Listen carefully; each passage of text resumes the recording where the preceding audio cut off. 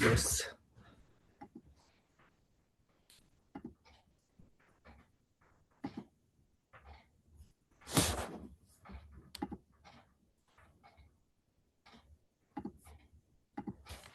Hey everyone. Uh, just a quick mic check and screen sharing check. Is the screen visible? You can just react to the screen with the thumbs up or unmute and speak up. Yeah, it's visible and we can hear. Yes.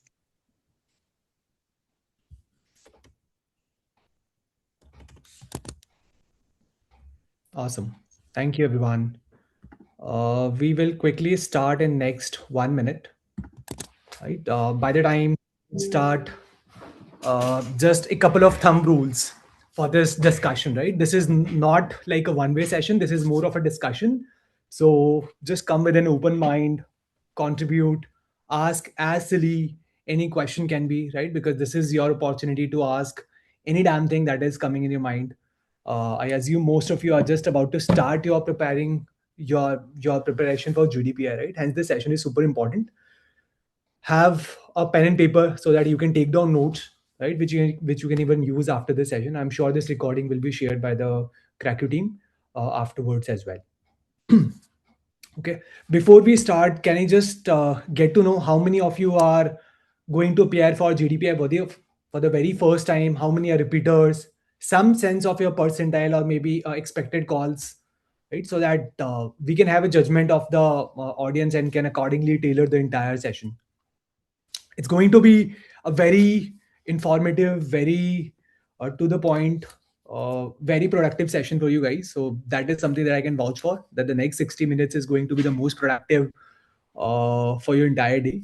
But just keep it super interactive. Ask questions. I may not be able to look at the chat, but I have my team members here who will be there to respond. Right. So yeah. Okay. I see most of the folks are taking it for the very first time. Got it. Anyone who is a repeater who has taken it for the earlier, got rejected, or maybe wanted to repeat and then again coming to prepare. Awesome. Yeah. You can write everything here. Prashant and Thanu, we have our team members and the mentors who will help you with that. So without any further ado, we'll just quick start with the session. It's uh, right. So the very first thing before we even go into the dynamics of GDPI, how do we prepare? What do we prepare? Right? How do we convert our best calls?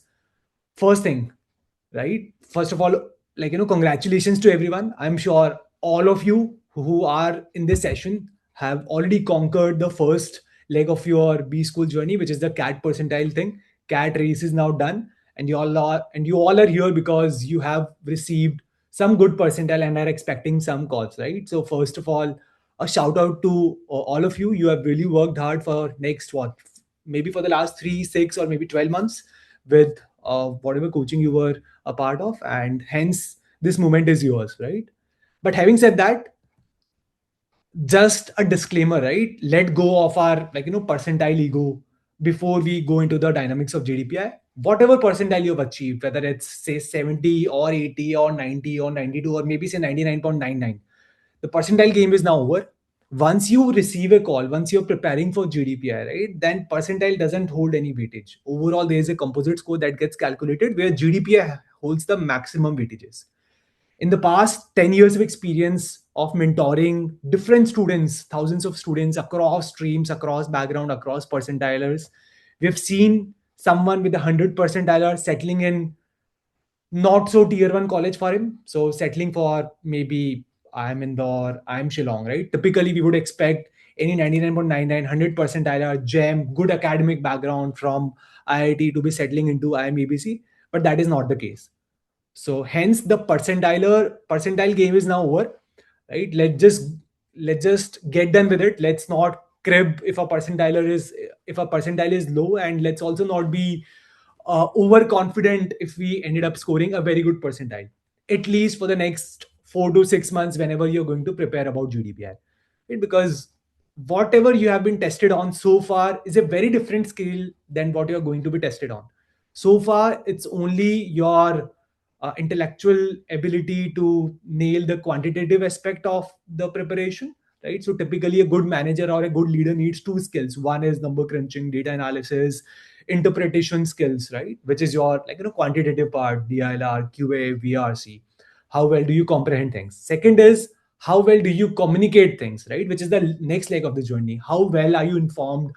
What parameters do you even consider to be able to make a decision that can impact thousands of customers or the entire country's lives? Hence the skill now is very different than the skill what you had. So not necessarily that if you had one skill you will have another skill, right? At the same time, it is also not necessary that because you didn't have a good percentile you cannot convert a call, because this skill is very different and it is something that you can acquire, right, with time. So with this, let's just go all in, and let's just start with, like, today's session. But of course, before we start, right, if you're going to give us like 60 minutes of your very precious time, you should know about who we are, who I am, who my team members are, so that it can add some credibility that whatever we speak is not something that we're just speaking for the sake of it, but it comes from years of experience, right? So I'll quickly introduce myself. I'm Shubham Ranka. I'm the founder of My PrepZone, and I'm also an alumnus of IIM Calcutta batch of 2016-18. Prior to that, I worked. So far I have around 11, 12 years of experience. I interview a lot of B school folks uh, within the B school and even outside the B school. I mentor a lot of students. Regarding my undergrad, I am an engineer, like I assume most of you. So most of the folks sitting here, I assume they are like maybe engineers, right? It's mostly engineering heavy. Unlike this year I know we had a lot of cat toppers from non-engineering background. But yeah, that's a brief about me. I'll quickly ask Prashant to speak a few words about him and then pass on to Thanu before we go into the session. Yeah, so hello everyone. So I was busy in answering those doubts in the chat box. So I'm also the pass out of the same batch, but I was not in IIM Calcutta. So I passed out from IIM Indore.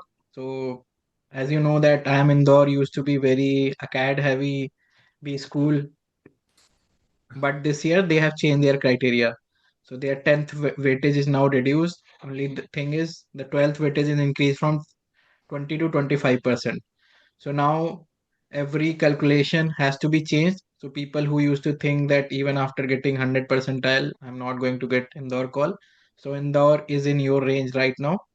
So previously we have seen people just leaving Indore preparation, and Indore is one of the B school you should aspire, right? And always prepare for that. And another thing for this year will be like non-engineers getting more higher percentiles, right? So previously, especially I'm talking to the people who are not coming from the, like, they are non-engineers. So this year your advantage is almost gone, right? So I think like 60 to 70% people in top percentile are non-engineers. So non-engineers has to prepare really hard if they want to make a cut during the interviews. So over to Tanu. Thank you, Prashant and Shubham. Hi, everyone. This is Tanu Reddy. Unlike Shubham and Prashant, I'm a non-engineer, and I'm so happy to see, our minority league shine this time around. So I'm a chartered accountant, also a BCom graduate. And I am also an alumnus of IIM Lucknow, passed out a couple of years ago. I have my specialization in finance and strategy, and like my specializations indicate, I have work experience both in the finance domain as well as management consulting domain in Deutsche Bank and Watson Consulting Group, respectively. So I've always been passionate about, representing the so-called minority of non-engineers or CAs or a BCom, and because the kind of, references and background that we can relate to are very, very less. The kind of profiles that we get and the kind of mentors back when I was preparing, there were hardly anyone who I could look up to or I could, approach to get help, who could relate to my profile. So that is the reason I stepped into this mentoring passion of mine, and I'm here to help all non-engineers, especially from business and finance and commerce background. Yeah, that's Sure. Yeah. Thank you, Prashant, and thank you, Tanu, for your quick introduction. Before we talk about the different elements of your preparation, how do you channelize your preparation, right? How do you start now? What do you do now? What do you do in the month of January, February, and so on? Let's just take a moment to probably tell us about what we have been doing for the last decade so that this session makes a lot of sense to you, right? And then whatever insights that we give to you is not something that we're just speaking for the sake of it, but is something that comes with almost a decade of experience only into the GDPI. So soon after our MBA from IIMCAL and IIM Indore, me and Prashant started this initiative of my prep zone, because at least during our preparation, GDPI preparation was like not so common. So in fact, I cleared my MBA in my third attempt. The first two attempt was a failure merely because I just went in the interview. I was like super confident. Okay, I'm coming from IIT degree. I have good CG. I have good profile. So interview is like just a sake of it. So I did not even know that okay, hey, we had to go and prepare for GDPI. GDPI demands extra time, extra attention. So I just went there, and then the result was straight convert in the first attempt, zero convert at all, right? So we have had our own shares of experiences, lessons learned, which has helped us to form a very, like, solid proof, experience backed, data backed strategy for all the students that are preparing for GDPI. So we started by PrepZone in 2018, and since then we are only focused on GDPI. We don't distract ourselves, and the sole focus is to make sure that we provide that personalized mentorship to every student for the next 6 months. We start from December and we go until April, and make sure that every student converts their dream B school call.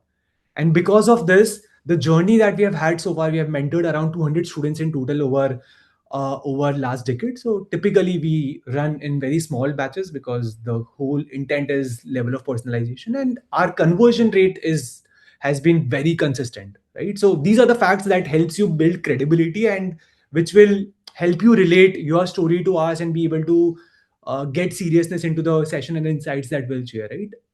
Our conversion rate has been 96-97% across the tier B schools. Only ABC it's 97, Blackheed is 96, 95.6, and overall it is around 97%, right? And in this journey of last 10 years, we have had so many students from diverse profiles, right? We have had students who come with 5 years of experience. There was a person, Pawan, one of our students 2-3 years ago. He comes with 5.5 years of experience. Gem guy who converted I am Bangalore, right? So there is a lot of myth in the world of social media. We go to Reddit, we go to some YouTube shorts, we listen to a lot of stories, but then truth is a little different, right? So only once you're on the other side of the table, you'll be able to relate to what the truth is. So these are the three stories that that is something more special to us, because these folks come from very diverse set of background, right? So very uncommon profiles. For example, one of the person, Kashish, comes from a lower academic background, right? And all these three folks converted the top ABCL colleges, right? ABCL IK, Abhishek is into IIM Koiko, and the other two converted ABCL colleges, right? But then they converted it with very unconventional profiles. So this story and these snippets tell you that hey, you have done your job. Leave about your lower academics, higher work experience, gap year. We've had students with 2.5 years of years because they were preparing for UPSC preparation. I think the name was Aishwarya Behra, and she went to IIM Bangalore. Then we have had students with, for example, Abhishek Agarwal comes with a very dynamic profile of 4.5 years of work experience. Gem guy, he converted IIM Kohiko.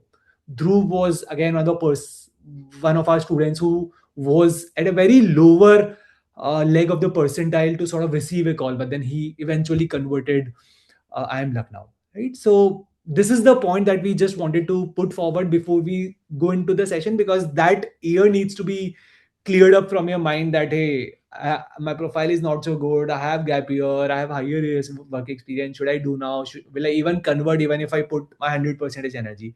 The answer is yes, you will convert if you put your 100% of the energy, right? So that question gets answered, right? So now with this, let's just go into the phase-wise approach for your preparation. And this phase, what you see is like just a slide, but then what goes behind preparing this slide is like again a decade of years of experience, not just of the three of us, but our team of 140, 150 B school mentors who have been working with us day in and day out to be able to create something very meaningful for all the GDP aspirants, right?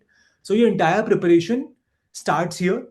You are current. So let me maybe take my own example, right? Freshly college pass out, maybe 2 3 years of work experience as a software developer. I received a call one fine day, right? And then until I received the call, I'm like, I'm not very much into reading, because typically it's very probably 5% of the janta here is into regular reading, right? Because we haven't been tested on our reading current affairs skill, unless it's in our family culture, unless it is a dining table conversation. We don't read normally, right? So even I used to come from this background. Most of the students here will be like, sir, I've never read a newspaper.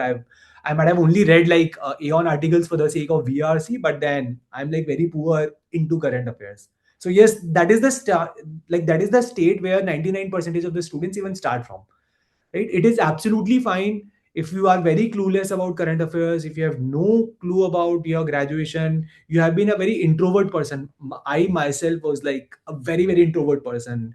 It used to take me like a lot of like courage to be able to do any public speaking. I've never done my public speaking until I probably until my MBA, right?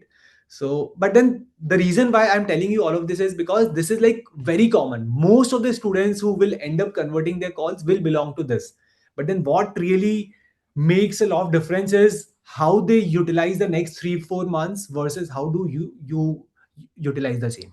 Okay, so this is the three-phase approach that we will follow for the entire GDPI preparation. By we mean we follow it at My Prep Zone. So we will also tell you how do we help you guys, and we follow the same pedagogy. And at the same time, we'll also tell you that no matter howsoever you're preparing, this is the three-phase approach that you must cover to be able to convert all your dream calls. This is a tested approach that we are coming with. Right. So in the subsequent slides, we'll just go deep dive into each of the phases, and then we'll talk about what do you do under each of the phases, right? So the first phase is the foundational phase, where the whole intent is to know about yourself. When we say know about yourself, it is not just about preparing your CV or maybe knowing the technical skills of you, right? No, it is about knowing you, knowing your family, knowing your parents. What does your parent do? What's their business? Which industry is their business from? Which city are you from? Right? Which school are you from? Famous alumni of your schools, famous personalities of your city, famous ministers, CMs, governors, last three CMs, last three governors of your own state, right? Neighboring states from your about your state. So each and everything about you, your parents, your family, your city, your state, all of that comes when we talk about knowing about yourself, right? So this is the first leg of it, which is the personal, knowing the personal part, right? Second leg of it is basically knowing about your academic background. So whatever graduation you have done, just one question that is like very common is, sir, I come with 3 years of work experience, do I even need to go and prepare for graduation? The answer is yes. The only thing that changes with more years of experience is the level of depth that is needed. But having said that, there will definitely be some graduation question that will be asked to you, no matter whether you're a fresher or you come with 2 or like 3 or maybe 4 years of experience, right? Hence, graduation revision is like very must. So that is the second leg when we say about knowing about yourself, right? Of course, I will go in the depth of how do you cover that, how do we help you sort of cover that. But right now, I'm just sort of laying the land here in terms of what all components do you need to do, right? Once you do that, then of course you need to know about your hobbies, your aspirations. Why do you want to even do an MBA? Why do you want to do an MBA right now, right? Which specialization suits you? Why only that? Why not something else, right? Which college, for example, if you have like so many calls, IIM, B, C, right? Questions can be why IIM over B, C, right? So each and everything about what you aspire to be also comes under your no thesis phase. Okay, and once you do all of it, then of course, how do you portray, how do you put frameworks over and above that? There are frameworks like 3M, 3 4C, star framework, right? That is very commonly used to be able to portray your answer into something that is very easily spoken and taken in an interview format, right? Any questions so far? Feel free to maybe comment. My team is there, or just feel free to unmute, and then I'll try to answer. But this is the phase one part where you know everything about you and your surrounding, right? And when we say okay, you need to know about you, right? The right pedagogy, or at least like, pedagogy that we guys follow and we also push all the students for, that is, take a day or two, right? Write each and everything about you, right from your LKG till now. Whatever you have been doing, special incidences, failures, success, all the moments, some tragic incidences, you lost someone which was very dear to you, your role model, your family finance, everything, right? Write a very detailed essay. It can be 3, 4, 5, 6, 10 pager, but do write that, right? And the effort that you will put in to write that will be very valuable, because all of your personal HR answers and stories is going to come from there, right? See, so the first thing is you take 2, 3 days, write everything about you, right? Then you take another 1 or 2 day to sort of figure out, okay, what are those milestones and the special moments in terms of good or bad, right? Tragic or maybe success moments, that really reflects you and your personality. And then those are the milestones and the events that we will use to sort of put in a very good framework. So do understand, in today's world of LLM, OpenAI, Gemini, Notebook, etc., etc., right? It's very easy to just send your CV and then ask LLM to generate an answer which is very commonly taken, right? Or maybe you can give some example, apply RAG technology, ask them to figure an answer in this tone. But then that is very much commoditized, right? Nearly every aspirant who is not preparing is smart enough to be able to do that. The only thing that will differentiate you from rest of the folks that you're competing with is how natural does your answer sound and how true your answer is, right? So the panelist who is sitting opposite to you has decades, like 2, 3 decades of experience to be able to to gauge within a minute whether this answer is generated from OpenAI, it is just given by someone, you have memorized it and delivering it, or is it like something very natural, because they even try to probe you. So if you take those cues only from OpenAI, from your seniors, taking their answers, framing it as yours, and then giving it back to the interviewer without polishing it, then you will be like, you will be like really caught during an interview. Hence, while we should use OpenAI, but then we shouldn't use it to generate the answer. We should probably use it to practice, to sort of critique on our answer, fine tune it, give it a good structure, right? Hence, whatever answers that you write becomes the source of your truth to be able to generate those personal HR answers. And that is exactly what we do, right? So now that we have talked about the phase one, that what all goes into it, right? I'll also just take a moment to, yeah, I see some questions. Just maybe unmute and speak up again. Yes, sir. So, my name is Avinash, sir. Yeah, Regarding the phase one, you have mentioned about use frameworks to build your narrative. So, correct. can you give an example, the star model and tree model, so as to get an idea of what it is? Got it. So for now, let me just take one example to substantiate how to use star framework, right? So star framework is like a very common framework used. uh, I'm not sure how many of you have used it until now, but typically in your postgrad interviews, in your MBA interviews, and even in your final placements interviews after your MBA, you use this framework. So this framework is nothing but just, it is giving a structure to your answer. So for example, questions like, right, hey, Aditya, you are working in, say, a company called Google. You have a team of 3 members, right? You are given a project which has a deadline of 31st January, right? Now that project is dependent on, like, one of the person who is reporting to you, one of your junior, and he is currently serving notice period. Now you have a deadline coming in next 1 week, and you have a very hardcore dependency on the person who is already serving his notice period. Now he's not delivering the best of his appetite, and for that you anticipate that this entire project is at risk.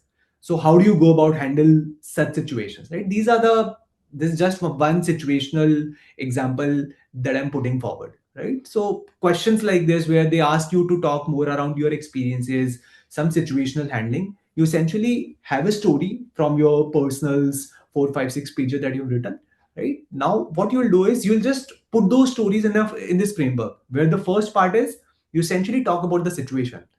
Sir, one example that I want to give to sort of put forward my point in terms of why do I feel the need of an MBA is, situation was this, that I was working in a company, and then there was this project that was given to me, right? And in this project I had a particular deadline, and then I basically came into the situation then that, like, one of my team members had already resigned. So example that I'm trying to give is to sort of substantiate your strength. So if the question is, Aditya, tell me one of your strength, right? Then of course every strength or weakness that you put has to be backed by some real life stories. So the stories that you will put has to be following this particular framework, where you first of all talk about the situation, what the situation was, then in the situation what was the goal, or, like, what was the task that you had in mind. For example, the task in this example was, hey, I had to go and deliver a project which had a deadline of 7 days.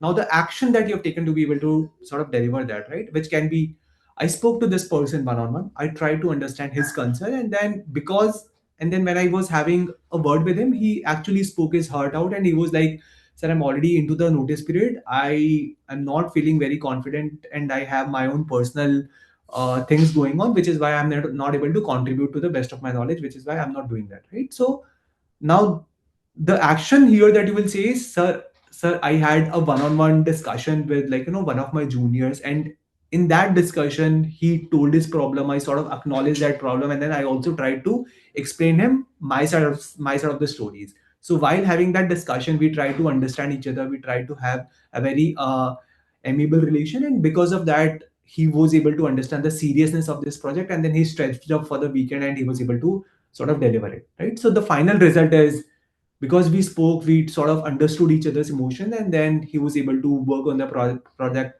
the entire project, and then we were able to deliver, and whatever bottlenecks he was facing, he just raised it out to me, so I spoke to my other team members and then resolved it. So if you just see, right, the entire example is like very simple that I'm giving here, but when you try to put it in the form of a structure, it becomes very easy for the listener or the panelist to understand what you're trying to say, and that just gives a vision that this person has a very structured thinking of solving problems, and structured thinking and problem solving are the two elements that are considered very valuable during an interview, Thanks. right? Thanks. Yes. Sure. So with this, I'll just move on to the next slide that you're talking about, right? So the way in which we, as in my PrepZone team and the mentors, do it here is, the mentors are mapped to you, and these mentors that are mapped to you are from your own best preschool call, your own graduation stream, your own work experience. So the whole point is that the mentors that are working with you should have walked the journey that you're going to walk, right? If you have a very lower academic profile, we also give you a mentor who also had a very lower academic profile, so that he can resonate your emotions with him very well, and then you're also able to look into him and traverse through the entire journey, right? So this mentor that we give to you is like your buddy, is like your friend, is like your go-to person for the next 5 months. We don't change the mentors in between, and you have like unlimited access to this mentor, and this mentor works with you to go through the story that you've written. As the very first exercise that you do as a part of an interaction is, you sort of share that story with the mentor. You have a Google Meet discussion one-on-one where you talk about the entire journey to the mentor. So the whole point is, mentor should be able to understand the personal story that you've gone through, and once the mentor goes through that story, then for him to review your answers, for him to sort of guide you, okay, this story makes sense here, let's maybe, like, cut down the noise, whatever noise you had in the first draft, he will help you reduce the noise, he'll help you boost certain points that are like very brownie points in an interview, right? So this is how the entire personal HR answers, reviews, SOP edits, form filling happens. It's not like you will just write your answer and then give it to the mentor, and mentor will just go through it and will say, okay, this answer is fine, this doesn't make sense, reduce it, or maybe use OpenAI to just rephrase it. No, every review that happens is backed up by a personal story of yours. So this is the true meaning of personalized mentorship for us, which we have been following up for the last decade, and which helps us back those 97% results, right? So that is one. Yeah. Any questions so far? Sure. So this is how the entire SWOT analysis of your profile happens. You create your profile map, and then from those, the all the answers, all the SOPs get formed, right? Everything will be a byproduct of this particular exercise. Then second is the graduation a revision, right? A very common concern in most of the aspirants is, sir, it's been long time that I have gone back to my undergrad days, have even revised what is taught, right? So how do I go back and then what do I cover? It's like a black box to me. I can't just open and do a 4 years of graduation or maybe 3 years of diploma into a mere 1 month when I had so many other things to do, right? So typically what happens here is people think that, hey, if they have list of question banks, then it's very easy for them to go and do. No, see, that doesn't happen. In the world of OpenAI, you can just do a Google, hey, give me top 100 chemical engineering questions asked in IIM Ahmedabad interview. You will have so many links of different coaching institutes given to you. But then that is not enough, right? You will always have at the back of your mind, is that enough? Is it the only thing that I need to do? Am I not missing out on so many other things? So the pedagogy that we follow to cover the graduation revision is, first, of course, you have the table stake, which is the content, question banks asked in last 10 years, right? Notes is also something that our past students, past alums have created, and these are the notes that are shared with you for every stream. The stream can be as niche as BDS, LLB, or it can be as common as mechanical engineering, computer science grad, right? Those notes get shared with you. But then we don't just stop there. There are live sessions, events taken by the mentors who have graduated from this stream, who have prepared for this stream during their interviews, and then they help and take those live sessions right in front of you so that they can also share, hey, how do you go and revise your third year, fourth year of graduation, right? So typically the structure is you revise your third year, fourth year in a very horizontal format in terms of just reading the summary. And then there are certain subjects where you have a spike in your semester mark sheets, right? So the subjects where you performed very well, where you got a CGPA of maybe 10 on 10 or maybe 9 on 10, the subjects where you performed very bad, right? Those are the red flags which are commonly asked in an interview that, hey, why did you perform so bad? So hence those are the subjects that you have to go and revise. Some common questions like, hey, which is your favorite subject, right? And then some deep dive questions into that. So hence there is some horizontal learning in terms of reading something about everything and then going deeper into some subjects where you had a spike or you did not perform so well, right? And then what we do is, of course, there are sessions, but then something unique about us is two.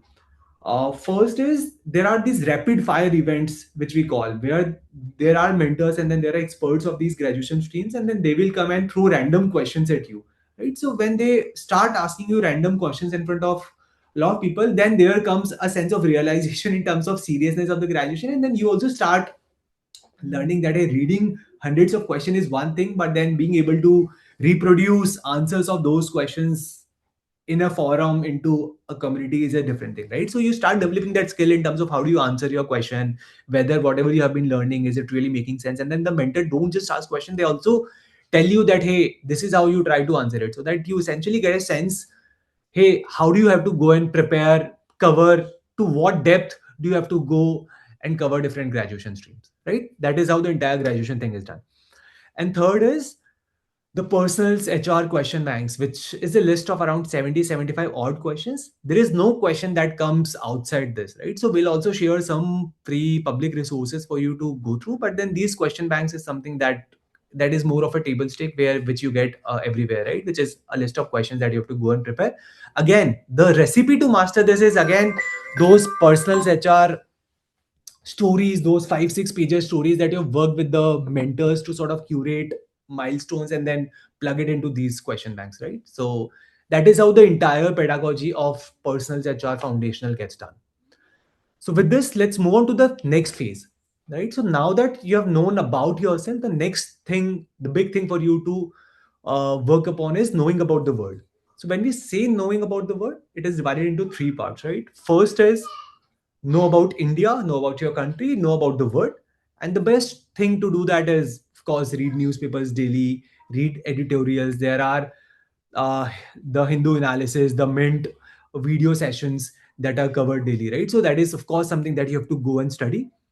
And of course, all the major events that have happened in the last 6 to 7 months, that is something that you have to go and brush up. Of course, no one will ask you what has happened 2 years ago, 3 years ago, right? Chances of that getting asked is little rare. But then any major thing that has been in news in the last 6 months is something that you should definitely cover. And the way in which we do it here is something I'll just ask Prashant after this to sort of cover. But then what I'm covering right now is what are the things that you have to definitely go and prepare. So first is the news and the current affairs part. And one major challenge that we have faced every year is there are hundreds of news articles thrown at you, 500 current affairs write-ups, articles, sessions taken and given to you. But then how do you retain all of those things, right? So to be able to solve that, the a very unique pedagogy that we follow is every current affairs topics that we do is in the form of a discussion, right? So every day 9 p.m. there's a discussion that happens. A topic is given to you 24 hours in advance. You come prepared, 30 minutes spend researching about the topic, have a point of view, and then just sit in the class, right? You will discuss, you will hear from your peers. Mentors will ask you questions pointed to that topic. They will guide you why this topic is even in news. They will take you like 50 years ago, what has happened which has brought this topic in limelight today. So you will know like A to Z about that topic when you do that discussion. And the major advantage is if you do studies in the form of a discussion, first it helps you become vocal, it helps you improve your soft skills, and second it helps you retaining a lot of news and facts that you will use in your vad, gds, personal interviews, etc., right? So that is the power of doing current affairs in the form of a discussion. Second is when you talk about when you have done reading about the entire current affairs part, right? Second thing is reading about the static affairs. So questions, so topics like microeconomics, macroeconomics, what are Griffin goods, what is GDP, what is GNP, what is IRR, how is it different from NPI? By the way, all these terms that I'm talking right now is not just limited to BCom or maybe finance student. Every student, whether he or she is a BA, BTech, engineering, humanities, no matter what background you're from, you're expected to know all of these things because these are the things you will use in your MBA journey, right? So microeconomics, macroeconomics, finance, accounting, ratios, basics, analytics, guesstimate. In fact, last year there was a question given to a BCom graduate in, I think I am Lucknow interview, and the question was, "Hey, you are sitting in a room. How many tennis balls can actually fit into this room?" Right. So that is like purely a guesstimate question. You make certain assumptions and then you try to nail it through. One question was, while coming from your home to the interview location, how many people have you seen today? Right. So then you can't just say, sir, I've seen 5,000 people, right? You have to do like a proper guesstimate, right? Density of that location, how much time did it take you to reach here, how many people would have crossed you. So you need to do some math around it. So these are the guesstimates, statistics, basic maths question that you have to go and prepare, which we sort of cover as a part of this course.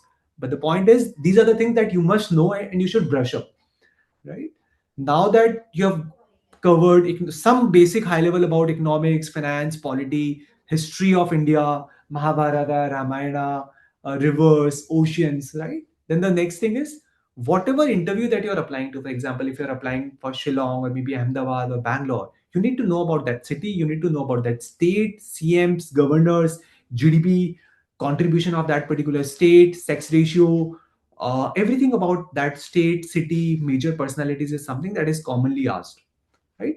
I'll just take a pause here and pass on the battle to Prashant to talk more around this and walk through the next slide in terms of how the entire current affairs discussion happened. Yeah, over to you, Prashant.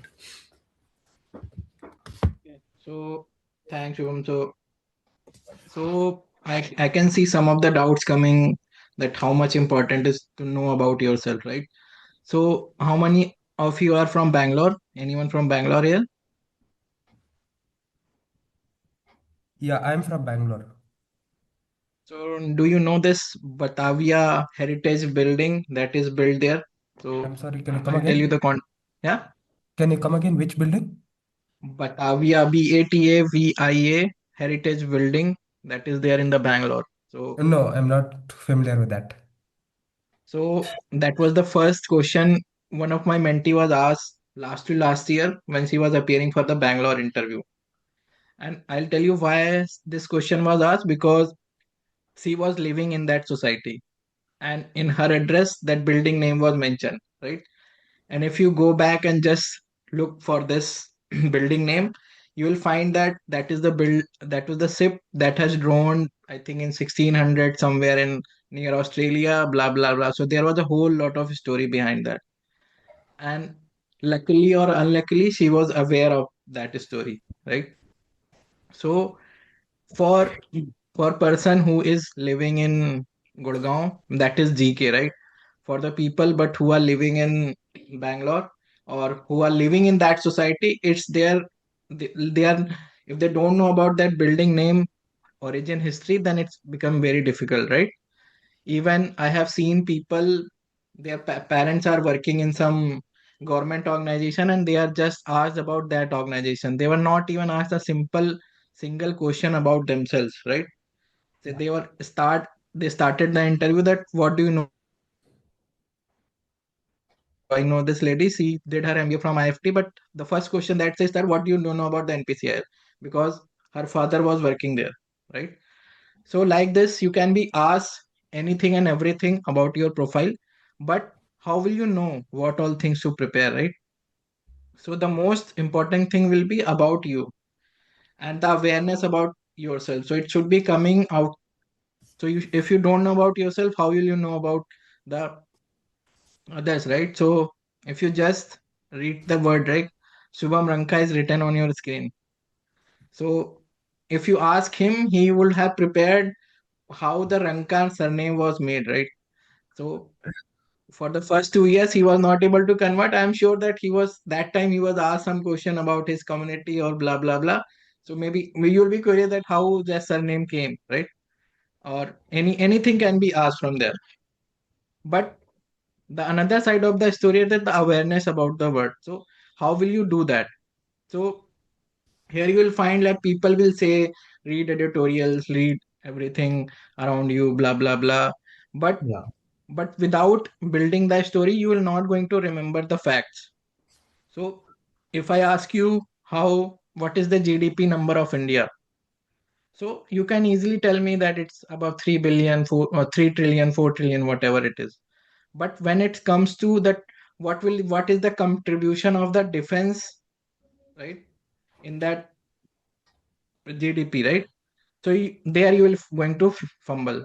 Or maybe what is the contribution of the IT exports in that, then you are not going to say anything about it.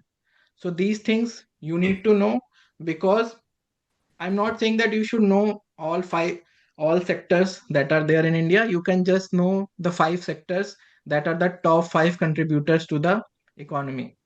So whenever it comes, people think that agriculture will be contributing the most.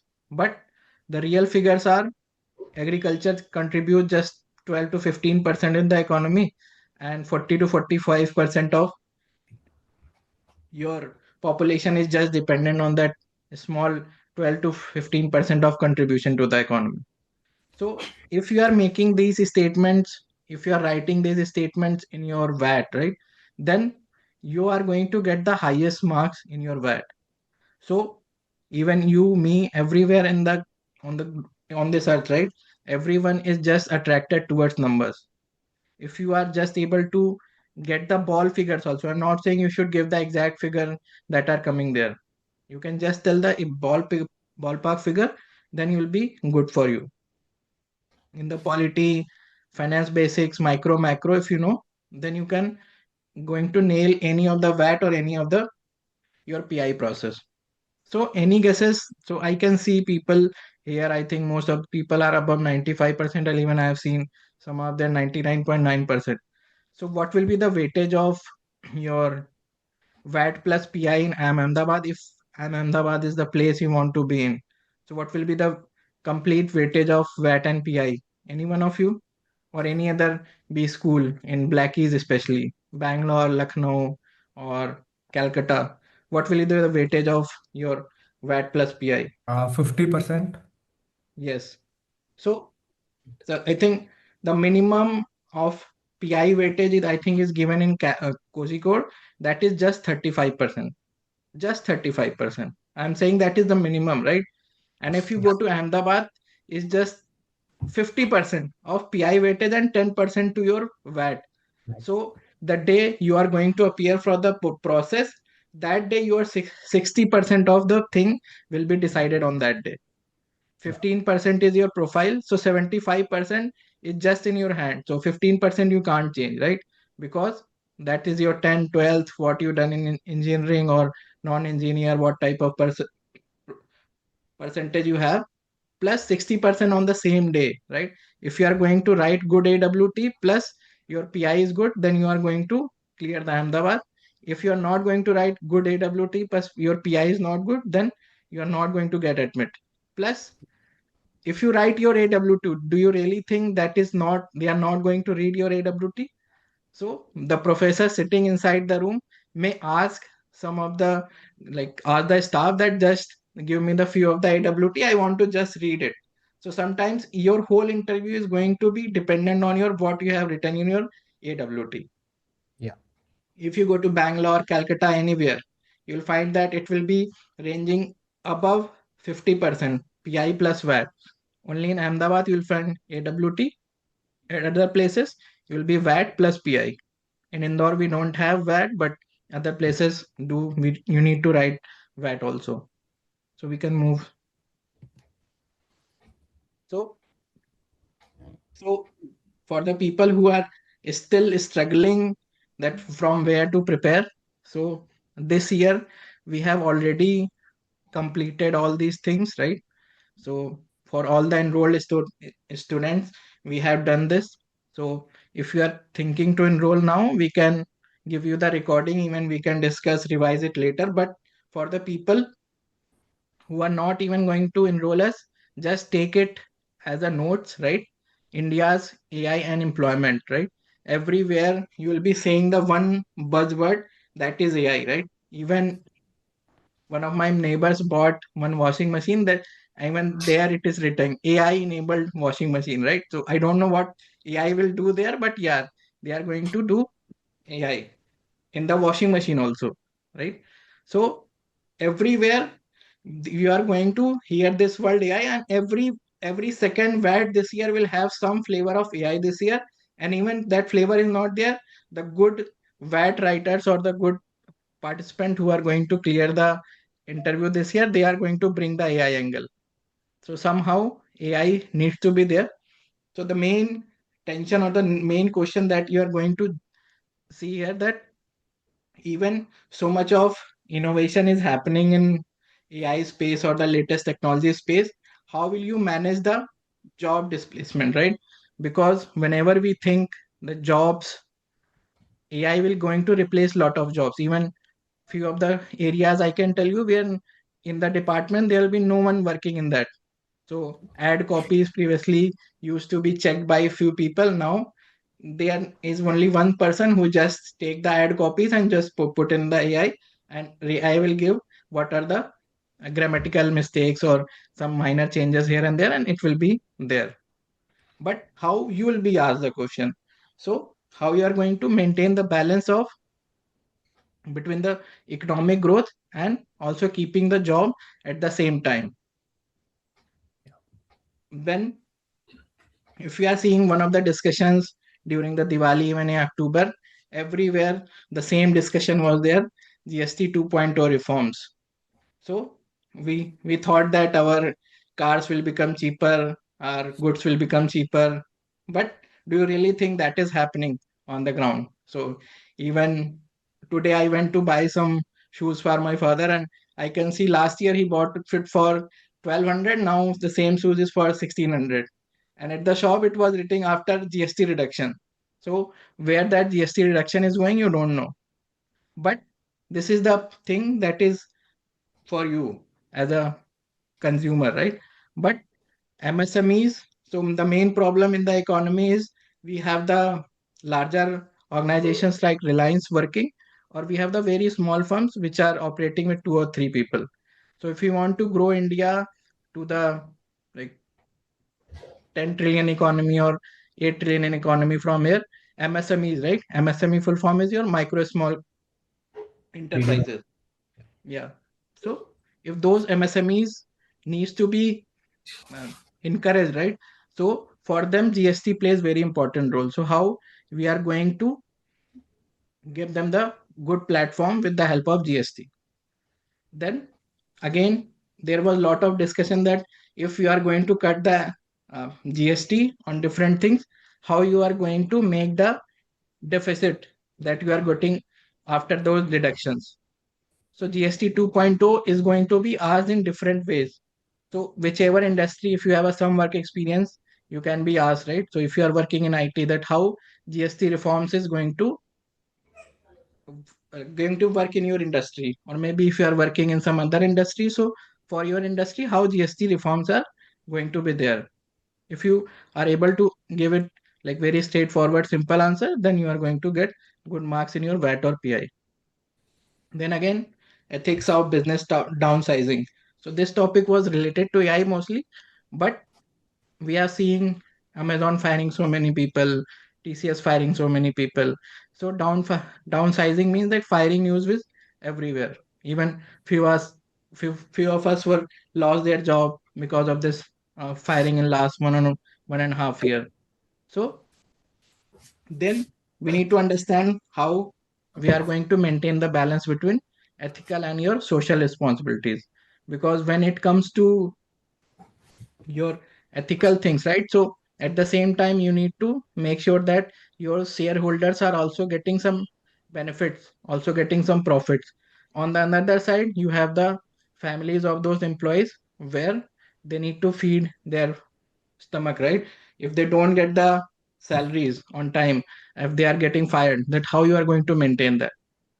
So you will be asked questions like, you are working as a CEO, and what all things you are going to make sure before you take that decision of going for a firing, what all the measures that you are going to take. So though these topics are called the current affairs or the GK stuff, but when it comes in VAT or in R's and PIs, it has some deeper meaning, because they want to check your managerial acumen. If you don't know how to approach these questions, right? So there will be different frameworks that you can imply here. So we have a STAR framework, we have a PESTEL. So in this program, you are going to learn in which situation, which framework you can use. And if you don't know what framework to use, it will still, if you are going to discuss those things with me or any other mentor, you are going to learn that. So one of the theories I'm using in lot of discussions, so that is your stakeholder analysis, right? In a stakeholder analysis, you just involve all the players. So if the case of AI, right? So in that case, if people are losing job, then government is one of the stakeholder, your company is one of the stakeholder, the employees is the another stakeholder. So Yeah. if you combine all these things, then you can just list down that what are the problems these stakeholders are going to face. And based on that, you can give the verdict that if we are not going for a firing, then these stakeholders are going to suffer. If more stakeholders are going to be suffered, then why you are going for this firing, right? If I take the example of recent Indigo crisis. So in that case, government was one of the stakeholder, Indigo was another stakeholder, and the worst sufferer of that story was you yourself, right? Even Subham sir was there at the airport. His flight got delayed for 3-4 days, so he took almost, how many days do you took to come to Yeah. India because of that? It took me around 3 days. I was stuck in Dubai, and then there was no local flight that was available. So So yeah. you can just understand that. So maybe you'll not find any theory or managerial concept that are written in books, but still that plays very important role. Yeah, Siddharth, you have something? This may be a silly question, but like, will most of these meetings be online or would they be offline in nature? Like, what would be the uh, format of these meetings? So Siddharth, so everything will be online, and after the session, you will be getting the recording. So in case you missed any session, you will No, be no, getting. I don't mean this meeting. I meant the actual PI that we would have. Would they be online, mostly offline for like multiple colleges, or would they be like online in nature, or is it like still not very definitive? Like, what's the situation regarding that, if I may ask? So we are the online, mostly the online.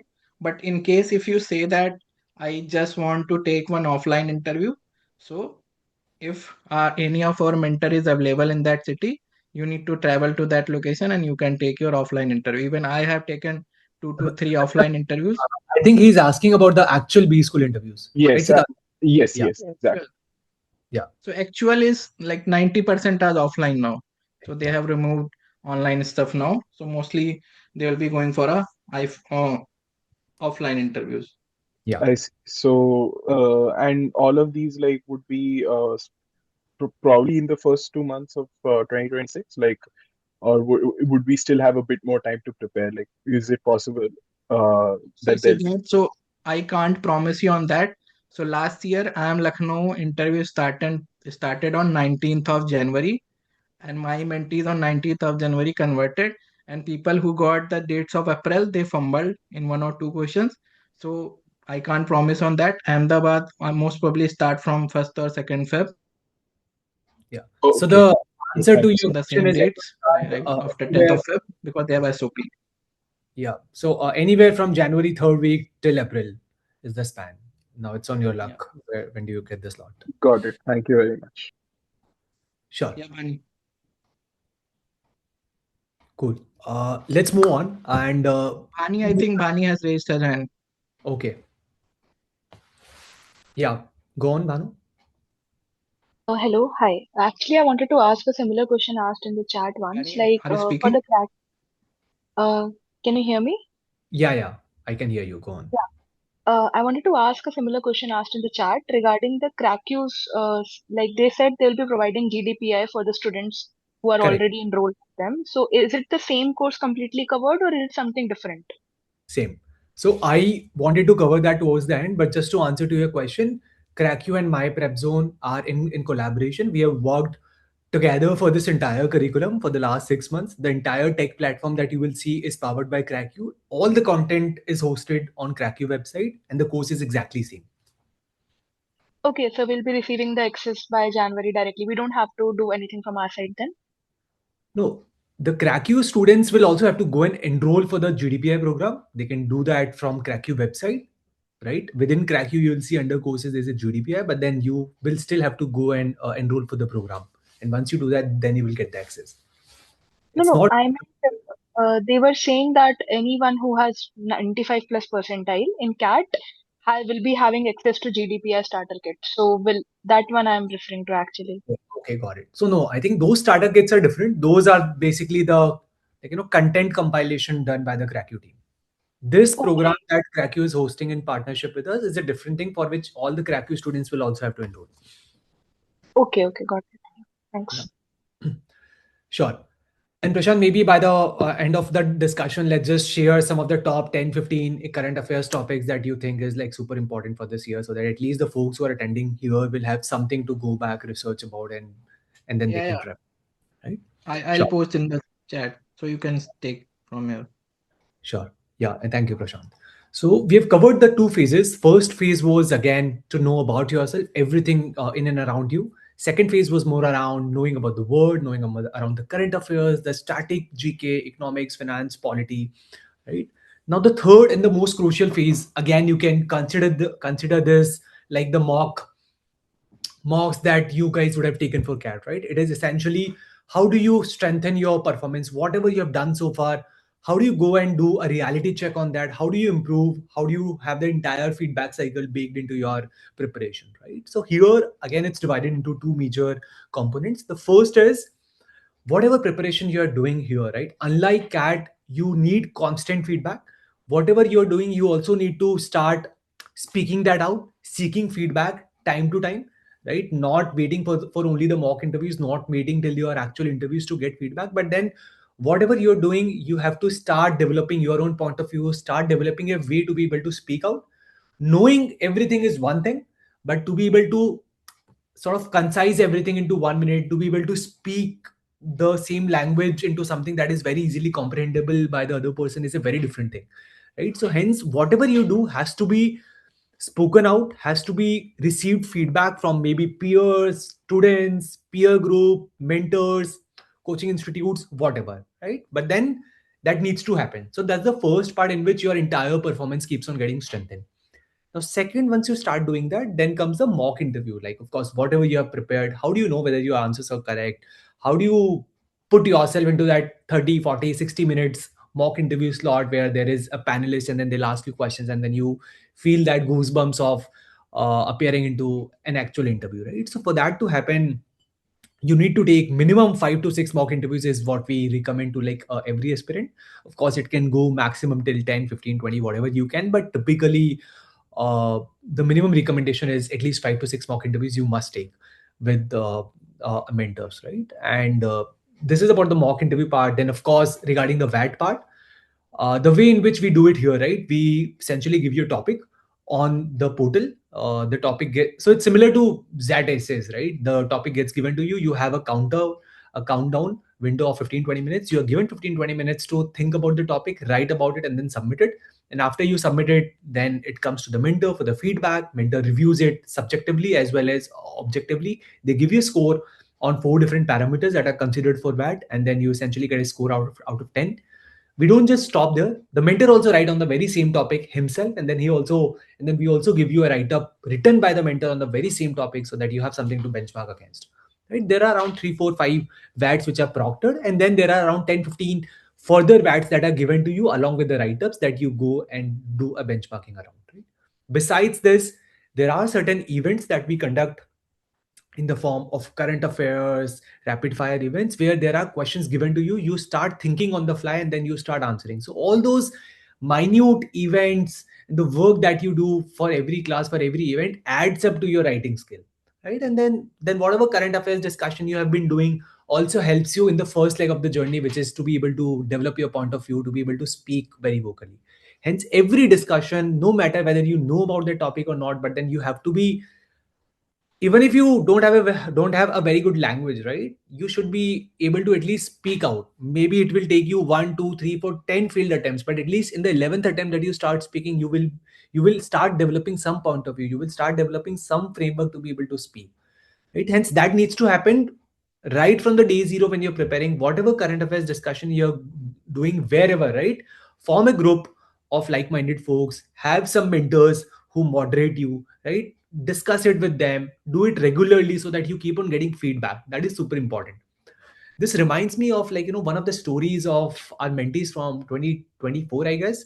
He was a mentee from Jammu Kashmir, and he essentially had a problem of stammering, right? And his English was like not so good. He was from a Hindi medium school, so he used to speak words in broken grammar, broken vocabulary, right, with stammering problem. Now you can understand the plight of a student like this, right? And he had called from IIM Calcutta was his best call, and then he almost like gave up. He was like, okay, he has gotten a good percentile. He was sharp with quant and DL and everything. He got in a good percentile, but then converting looked like very difficult to them. But then the way in which his entire mentorship helped him was like, whatever was his, like, weaknesses, for example, stammering, Hindi medium, this the entire personal HR answers. And the first question that was thrown to him was like, tell me something about yourself. Hey, who is so and so person? I don't want to disclose his name, but then who is that particular person? And in the very first answer, he used stammering and Hindi medium as a cues to portray those as a strength. That, sir, I understand that I come from Hindi medium. I have this problem right from day zero because of some childhood trauma, etc., etc. But then this is how I participate very actively in the discussion. I know people might make fun of me, but then I want to improve myself. So he portrayed a very different image of himself in IIM Calcutta interview, and the final verdict was he ended up converting the IIM Calcutta interview. So this story is something that I keep on quoting everywhere, because this person was like so underconfident when he joined us.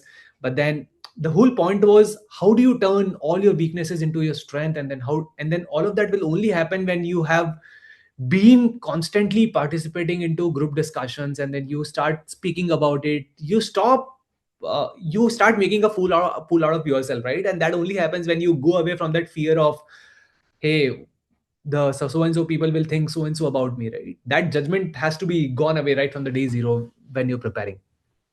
So yeah, coming back to the third phase, I think we have covered the 3 phases for this. And when we are talking about the mock interview slots and everything, right, the a very common question that keeps coming to Cracku as well as us for the same courses, sir, how does the mock interview happens? So the way in which it happens is we have 145 or 150 mentors as the confirmed ones, and then 70 mentors in the waitlisting. So in total will have around 200 to 220 mentors, right? These mentors release their interview slots on different dates, times, with their profile, full background, and their LinkedIn profile, and then you will choose which interviewer do you want to go and appear your interviews from, and then you can choose different interviewers for different dates, right? And then at your comfort zone, at your own time, you will go and have the interviews, right? This is just some of the profiles that I have here, who will be uh, from the, like, panelist of different interviews. But then at least the guideline here for all of you is try to have interviews with different folks, someone who is less experienced, someone who is more experienced, someone who is profile like you, someone who has very different profile like you, someone from art, someone from commerce. Because typically in a panel you will have mentors from different background, different age groups, so it's always good to be prepared about questioning from different sets of profiles, right? Yeah, I'll just take a pause, see if there are any questions before we move on. Hello, sir. Perfect. Sir, I know it's silly, but is it possible for Cracker students to get some discount? We can figure that out. We'll work with Cracku, see what is possible, right? There's some discount code that will reveal towards the end of it, which will be valid for today for all the folks who are joining this, and we'll also see if we can work out something for Cracku with Cracku on this. Okay, sir. Thanks a lot. Shubham, I had a doubt. Yeah, go on. Yeah. So you mentioned something about the SOPs, and I'm new to this process, so could you please shed some light on that? Sure. See, there are few institutes who ask you to create an SOP. For example, IIM Bangalore has it, IIM Lucknow has it. Right? SOP is nothing but questions like, introduction, tell me something about yourself, why MBA. So SOP full form is like statement of purpose, right? Which is nothing but what is your purpose of joining so and so college, right? Which is nothing but an amalgamation of all of your personal lecture work that you have been doing, right? So there you essentially try to sell yourself, and you can only sell about yourself when you know each and everything about you, right? So you start from giving some perspective about your childhood, your upbringing, your journey till date, right? Then you start talking about what is it that you really aspire to be, with some rational, right? That because you are coming from this background, because this is what you're working on, this is the challenge that you're facing, this is what you want to be after, say, like, 10 years down the line. And then you start connecting that, hey, this is where I am today, this is where I want to be x number of years later.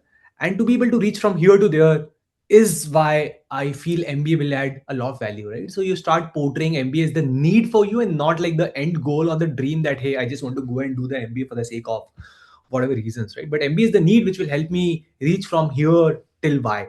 And you start connecting those dots, of course, in the format of different frameworks and the stories that you have spoken so far.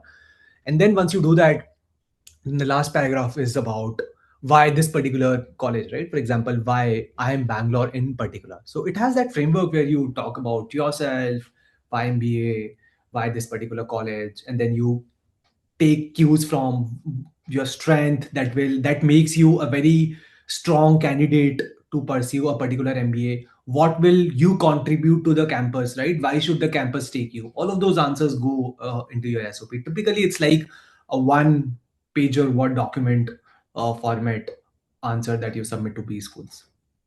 Perfect. So what I was really asking was, is the SOP supposed to be written by only the candidates like who are receiving the calls for the interview, or is it a standardized process that everybody has to go through?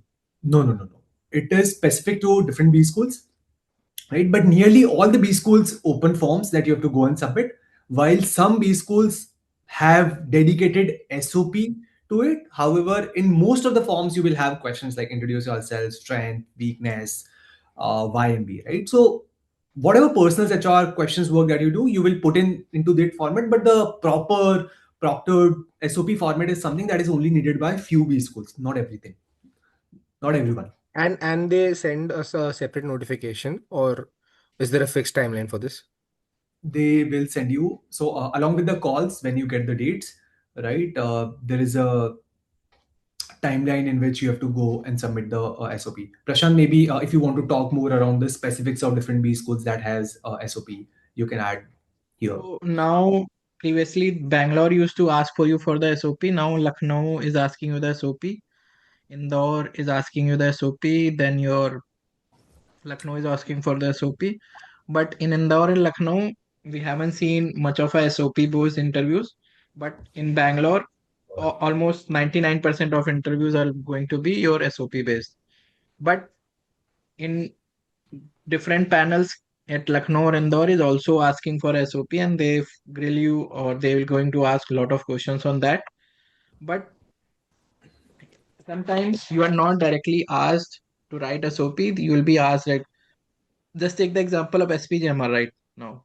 So the main problem is coming these days is people don't enroll in any of the GDPI prep, and they just submit their round one your answers. And then once you few people of you have already received a profile based calls, in that again you will be asked few questions and you need to write those answers. And we have seen that many people don't have any consistency in writing the round one and round two answers. So like we always worry about the SOP thing, but we know don't worry about these simple questions that are asked.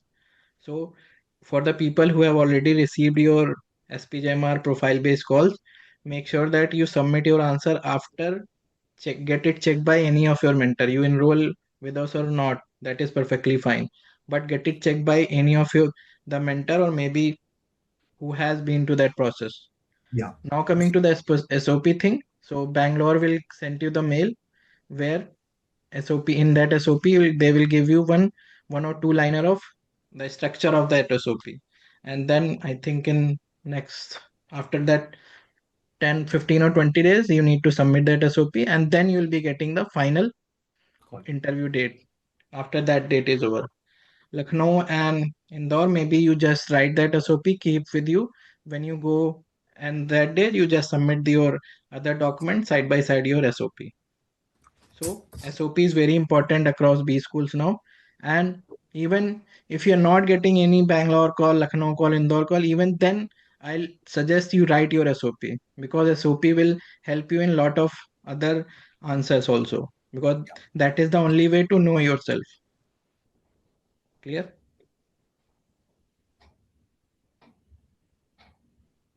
Sure. So yeah, taking that as a yes. Uh, Right. I'm really sorry. I just wanted to ask one thing.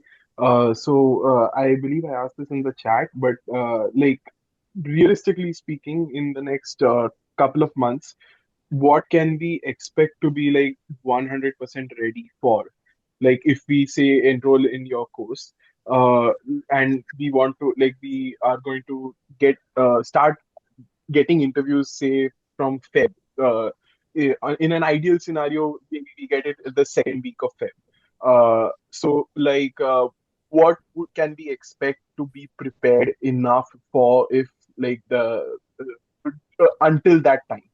Because I'll take that. because the Yeah. process that you mentioned, it looks like something that requires more than a couple months of preparation, Sure. which is one of the which is one of the things that I'm more worried about. Makes sense. Yeah. So Yeah, Siddharth, Prashant. I'll structure your thoughts. So here your whole preparation will be lying on the four pillars, right? Or the four windows that you need to focus. The first window is about you. So your basic answers like introduction, why MBA from that particular B schools, right? So even if your interview is happening tomorrow, right?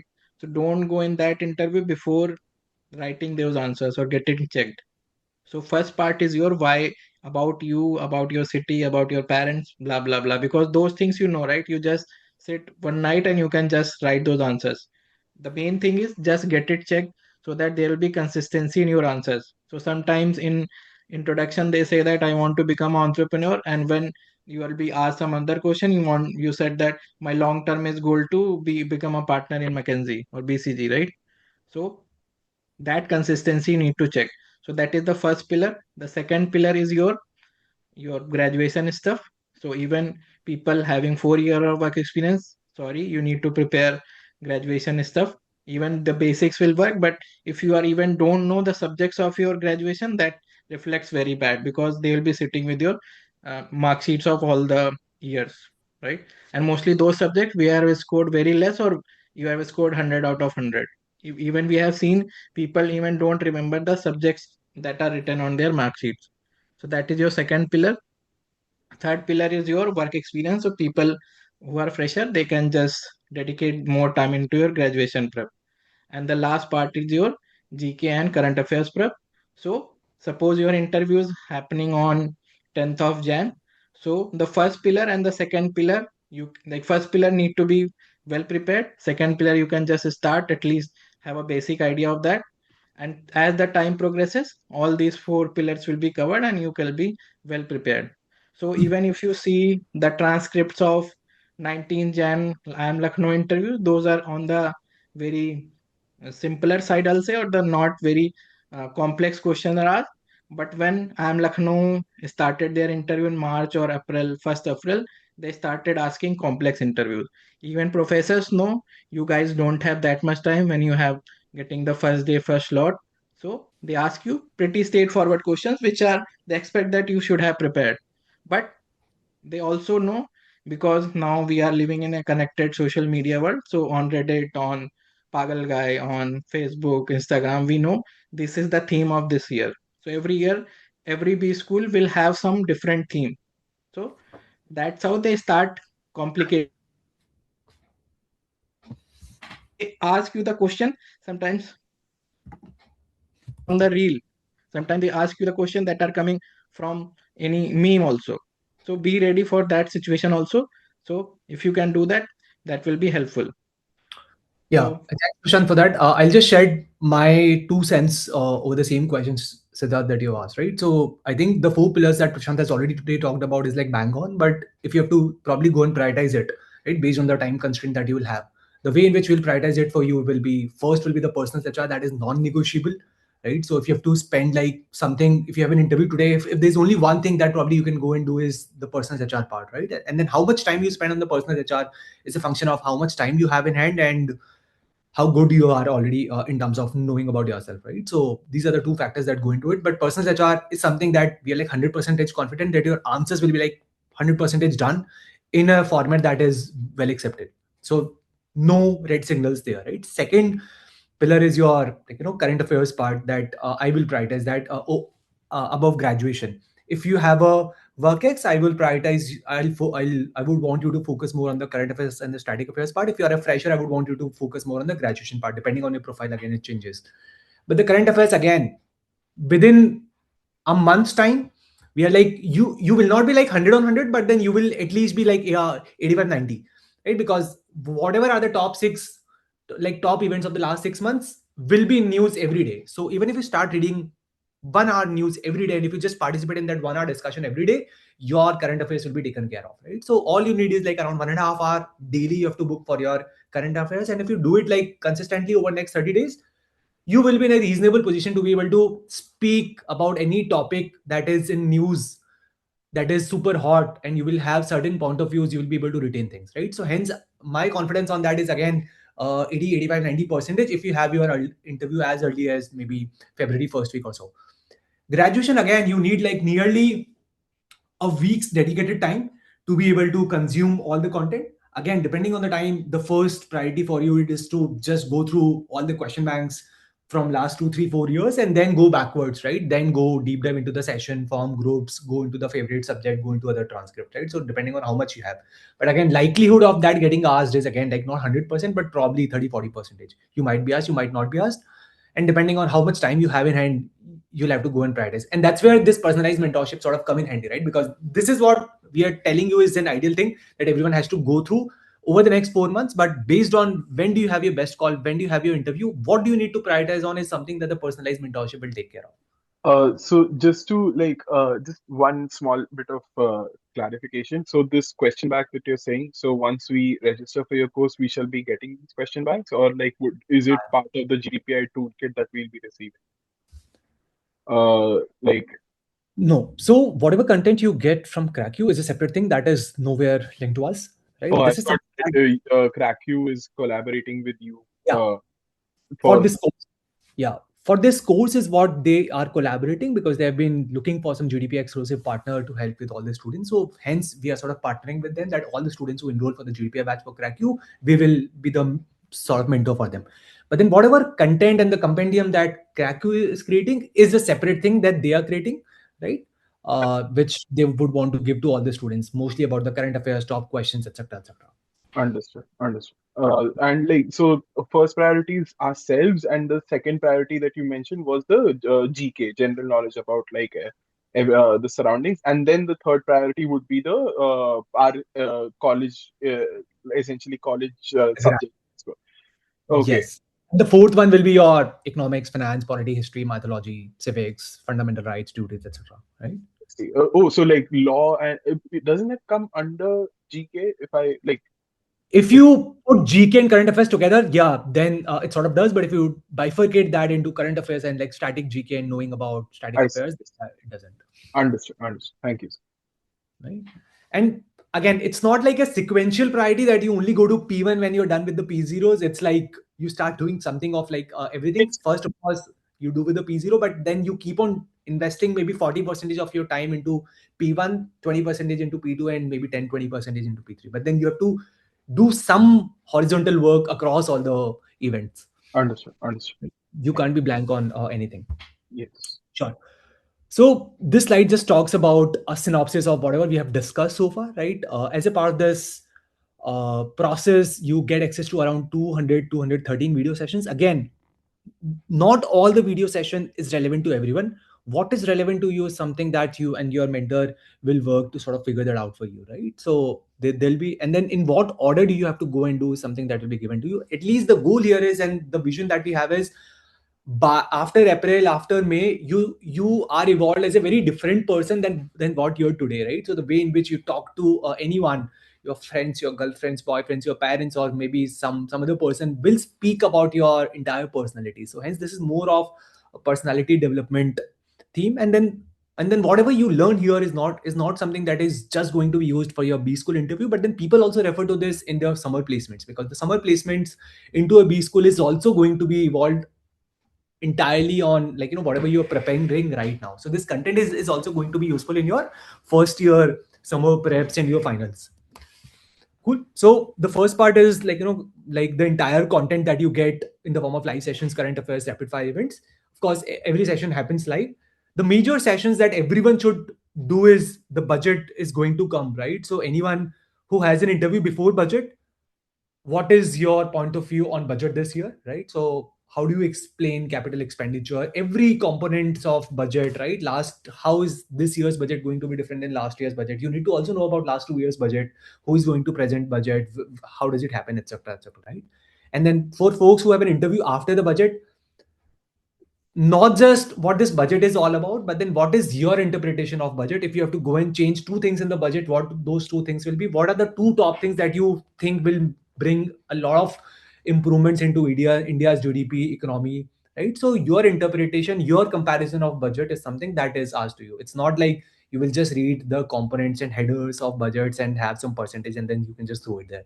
That typically doesn't work into B school interview, right? That's it. Then there is government schemes, like, politics and elections. So these are the 3-4 themes that are very commonly seen across B school interview conversations, right? And based on your profile, based on your personal interest, you can also use these cues. It can be your personals, it can be some subject. For example, if you're very much into maths, you can use maths to drive your interview. If you're very much into politics or finance, you can use these bullet points in your personal HR and the first question that is thrown to you to be able to drive the entire interview around you. So, for example, my interview of IIM Calcutta, 90% of the entire interview was around math.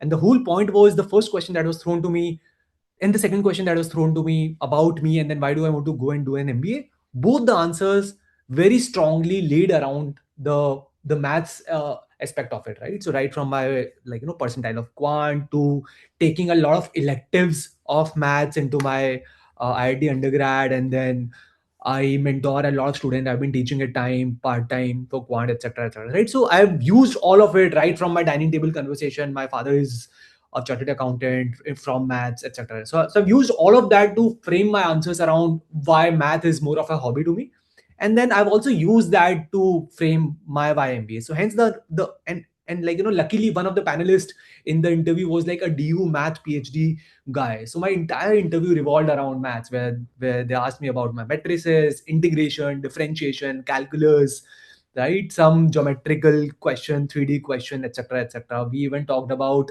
determinants, etc., etc., right? So the entire interview was around, the whole point is, do identify those 2 3 strength pillars about you, where you can talk about anything which truly differentiates you from everyone else, and then try to put those cues into most of the answers that you're putting, right? And then get those feedback validated, because then it's highly likely that you are driving the interview rather than the interviewers driving your interview, right? So that's about the entire pressure testing part. So whatever mock interviews that you have, this is what you try to use. That how do you, the whole point is not just, hey, let's just go and take the interview and let's just see whether whether whatever interviewers are asking, I am able to answer that or not. The whole objective for you is to be able to measure whether you are able to drive the interview or not, because once you start driving that skill, then you'll be able to convert 100 on 100 of your interviews, right? And then of course, peer learning, whatever discussions happen, whatever events happen, right? You will listen to what your peers are saying, what other people are saying in the same group. Every mentor will have only 3 4 students, right? So you will also get to know what the like-minded people are preparing, and then this also builds a very healthy competition within you. And the tech that Cracku has developed for us has AI powered elements to it. So whatever VATs and everything that you submit has the first level of feedback given by AI and LLM layers over it, right? But then what really differentiates us from everyone else is, we don't the best ratio that we develop for mentors to student is, we take only 400 students this year, and the mentors that we have is around 150 200, right? So the mentors to mentee ratio is nearly 1:3, not more than that. And the whole point is, all the mentees should have similar calls, similar profiles, and then they should work together, and the mentors focus should be only on these 2 3 mentees for the next 5 6 months, so that the entire level of personalization and the stories actually come in handy. And of course, this mentor will be from, like, your own profile. You will have unlimited access to the mentors. When we say unlimited, it's not like day in and day out you can drop it. So of course, you will figure out a mutual time, which time slot works in the entire day, right? When you connect over Google Meet, right? How approach. So all of that gets taken care of. So the mentor that is assigned to you will be your first mentor, and everyone has 2 mentors. The second mentor is me or Prashant sir. So me or Prashant sir will be the secondary mentor for all the students. So whatever issues, challenges, feedbacks that you have, if you're not able to reach out to the mentor, at least we will always be there to sort of review your answers and give you whatever help that you need, right? Now with this, I'll just talk about, I think we've already talked about what are the phases, how do we prepare, right? Now I'll just maybe take a moment to talk about the course variants, because again, a very common question that comes is, which course suits us very well. Again, we have 4 variants on the website and on Cracku's website as well, right? Every, and based on your need and your requirement, you can figure out which is the variant that best suits you. GDPI Personalized is the one that we typically recommend, where most of the students join, because it gives you like unlimited access to the mentor. It's like full personalized mentorship is there, and then it has so many mock interviews, VATs and GDs. The VATs and the GDs count that you see here is only the proctored one, right? Besides 4, there are 10 more VATs that are given to you, on which you write, and then you also get a mentor's write-up. Besides these 3 GDs, there are also current affairs discussions that are there, right? In the mock interviews, we have not counted the slots with the mentor, right? So all of those are over and above. So these are only the proctored formal setup mock interviews that happens, right? These are just some of the stats. These are, some of you would be knowing them. These are your seniors from last year batches who have converted ABC and some results, right? And with this, some exclusive discount that we wanted to run for today. So of course, when people join in like-minded group, it's always good because you have someone else to talk to, someone else to crib about the course, mentor, whatever, right, that you want to do. Hence, team activity is something that is very well favored inside the MBA and inside my PrepZone also. And then whatever you do here, we develop that entire community, right? So after the course, you become a part of the community which has been running for last 8 years. These are the alums, industry folks who have been into different industries. You talk about placement, you talk about job openings. You will see some of these folks coming to your college for the final placement, summer placement, etc., etc., right? So the whole point is, for the folks who join in a group of 3 or 4, the minimum group size is 3. But if you have like 3 friends or someone or more, you can join in a group and get some special discount. You can ping on my number or the number that I'll share subsequent in my subsequent slide to sort of know about this. But if in case you need some dedicated help, then yeah, this group thing is something that can come in handy in a very minimal group of 3. Right? These are just some of the stories. So again, the whole point is we don't believe in, like, a formal setup where there is a sir, faculty, and then there's a student, and then there's so much of age group. The the the whole point is in building that entire community of my prep zone. That has been the vision to start this, and hence all the students that join us this year will become a part of the community, will be in the alum groups, and will be on the other side of the table, right? Hence it is a very amicable, like amiable relationship. And so just don't hesitate to speak out. You have any concern, you're not feeling right about something, you just need to speak up, right? That's a bare minimum expectations that we'll have. You'll be bombarded proactively with messages, checks that me, Prashant sir, keeps on doing with everyone. Hey, why did you not attend it? So yeah, if you're someone who believes in maintaining that personal distance, then yeah, you need to sort of warn us to not bombard you. But otherwise, these students become more of a friend, and then we do an offline meeting and party and everything after the results are out. But that's a different story. But the whole point is you have to start raising your voice. If there's a concern or if there's something that you need to start speaking for that, right? And then of course there is an entire team of mentors whose entire vision is to help you convert your dream B school calls, right? So most of these folks that you see here, right, are more of a friend, and they have been in touch with us. They, even after the MBA, they meet us, and then we keep on exchanging messages in our community group. We talk about bad placements, good placements, whatsoever, gossips within the B schools. So yeah, I think enough from my side. I'll just stop now, and whatever questions that were not answered either in chat or via the session, now is the time for you to answer that, right? And yeah, that's the number. That's my personal number. In case you have any questions or any concerning thing that was not answered, you can even reach out to me personally. Hi, sir. Just a quick question. First of all, thank you for the session. It's really great. I have already enrolled in the GDPI course, basic, and due to the nature of my life, I couldn't dedicate enough time to preparation for the preparation. So, watching the videos that are there in the course material, would they be enough? And also, having a little bit of current affairs work, is that good to have? I mean, is it okay? See, my personal recommendations will always be, just the content is never enough. Some form of mentorship is something that everyone needs, because if you're consuming a lot of things, how do you know whether you are learning from it? How do you seek feedback, right? If you write some questions, if you watch my videos on personal HR, if we even give you sample answers, right, how do you get feedback? That is very important. So Correct. Okay. some form of feedback exchange has to happen, right? From a content consumption perspective, this is more than enough.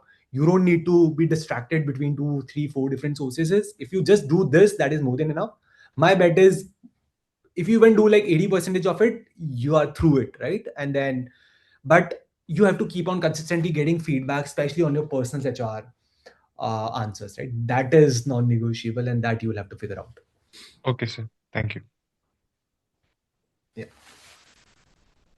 So just two things. Firstly, you mentioned some discount codes that you were going to give at the end of the meet.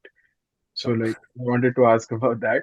And secondly, the different courses that you provided, the different options, are there videos for, like, yeah, these the basic essentials for, would all of these come with videos that we can watch regardless of the course we take, or is it only like available for essentials of person or Sure. something?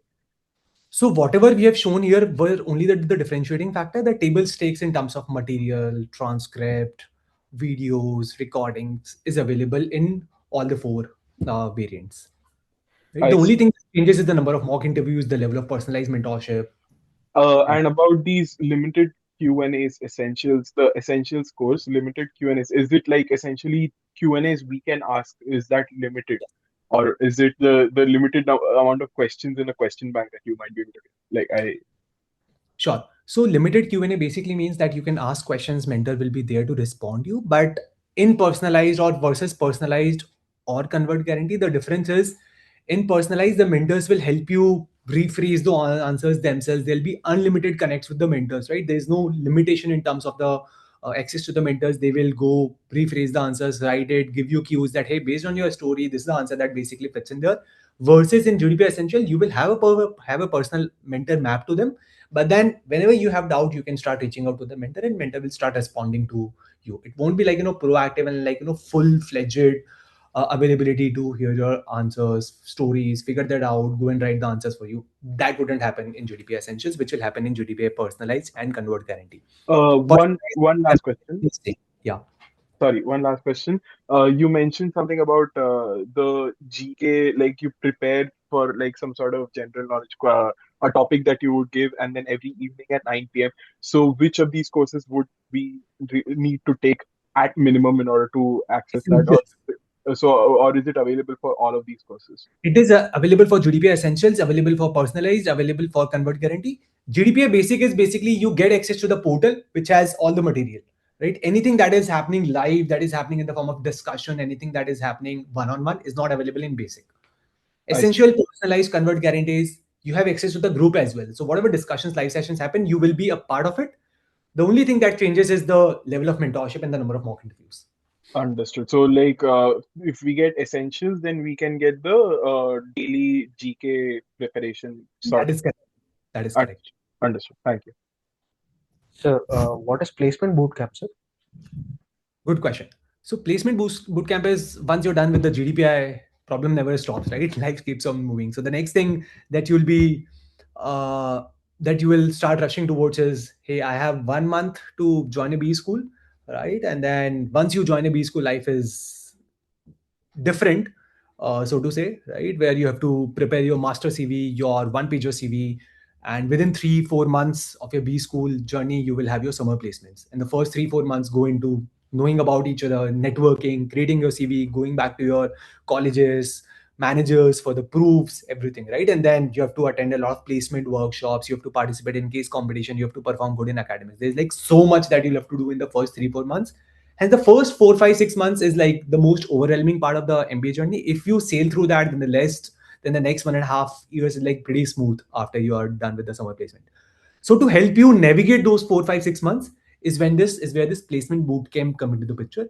This is a course where what we do is we give you sessions and access to a mentor from so and so specialization. There are all the specializations available: operations, general management, product management, finance, consulting, marketing. You can choose which specialization is something that is best suited to your profile, and you can discuss with the mentor to figure out a specialization of your choice. You have a mentor on that. The mentor helps you create your master CV and your one pager CV even before you sort of go into the B school, so that the B school journey is like very smooth. The most pain point of the B school journey is creating your CV has already been taken care of in a span of 1 month, right? So your CV preparation is done, and you get access to the content that helps you prepare for the summer placements of that specialization that you're interested into.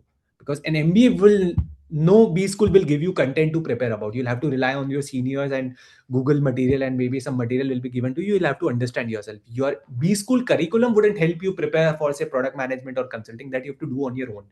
So whatever you'll do inside a B school, figuring out yourself is something that is already given to you, and you use at least 1 month to get a sense about, okay, consulting cases are like these. This is the profitability case. This is like the growth case. This is the M&A case. This is how you try approaching a problem, so that your MBA journey is a little smoother. So that's the placement bootcamp that you get access to. Does that answer? Yes, sir. Yes. Sure. Thanks. Yeah. Any more questions before we release the discount codes? And Prashant, you can be the one to release those and maybe put it on the chat, which we can open till Sorry, tomorrow. where do we put these discount codes? Like, Prashant can share those. Prashant, if you're here, maybe you can put it in the chat, and you can just confirm if you've I think seen it. Yeah. when you are So trying to enroll, apply coupon there. I think enroll in your website yes. Yeah. or Cracku website, like with any of them, or just your specific website. Either way should be fine. I'm not sure whether the Cracku website has the apply coupon part or not. but at least the PrepZone part has it. So maybe you can check wherever you find the option to apply coupon, you can do that. It's clear So, on the PrepZone part, sir. PrepZone website. Yes.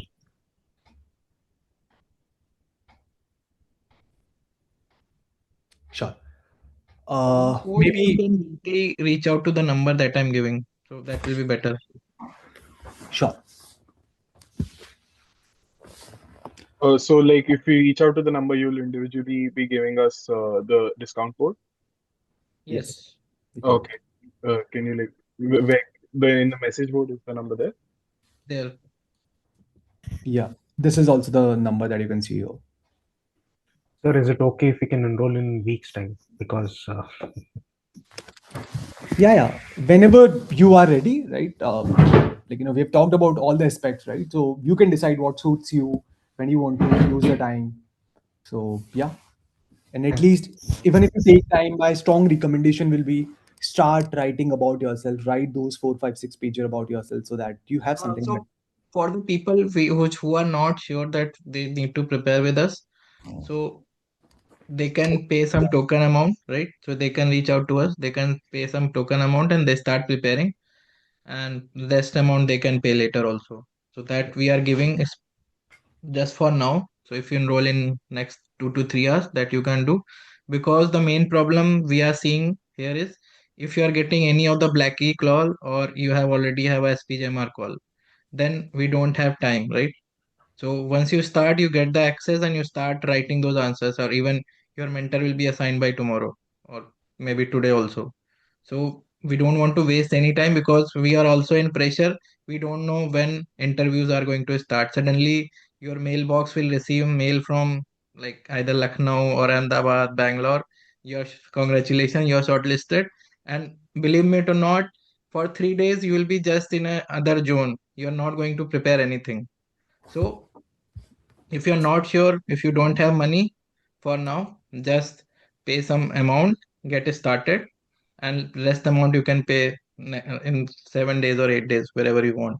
Don't waste any time, because once your calls are out, then you will be running here and there. So ask lot of proof. Calcutta ask lot of proof. Then be running here and there. Few people will not be having their degrees in hand. Their 10th mark sheet is just somewhere in home, or they'll be looking for that. So don't get into that zone. Start preparing, and this is the best time to get the lead, right? So till the ZAT preparation, like ZAT exam is over, you can take lead as much you can. After that, everyone will start preparing for PIs, and then your lead will be gone. So pay some amount and reach out. Like just start the prep right now. Yeah. Maybe we'll take two more questions and then we can wrap up. Right. And if you have any further question, Prashant, maybe you can share my number in the chat. Sir, as I told, I have enrolled in the basic course.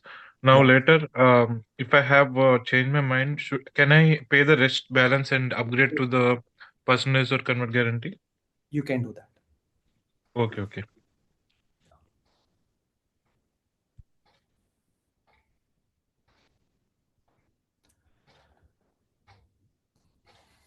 Okay. Last question.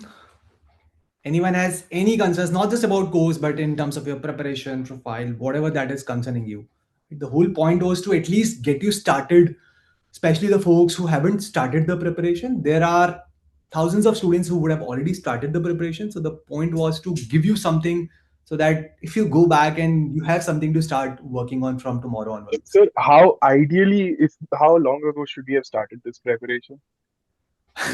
There's no Like, right or the wrong answer to that, but based on the I'll give facts, you the answer, right? So yeah, I'll tell you. So I think I have taken the first. We have had first class on 10th of December, right?